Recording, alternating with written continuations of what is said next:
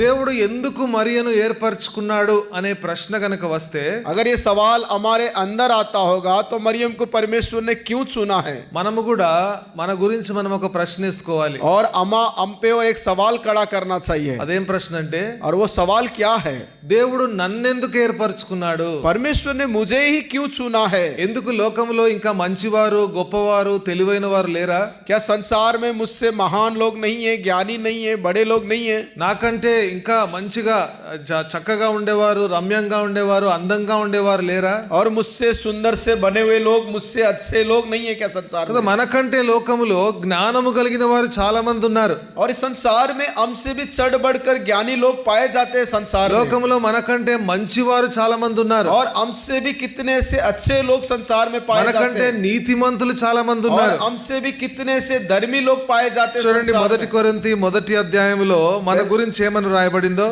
पहला कोरिन्थियों की पत्री पहला अध्याय में हमारे बारे में क्या लिखवाया गया है. మొదటి కొరింథీ మొదటి అధ్యాయము 27వ వచనము నుంచి తెలుగులో. पहला कोरिन्थी पहला अध्याय उसका 27 पद से.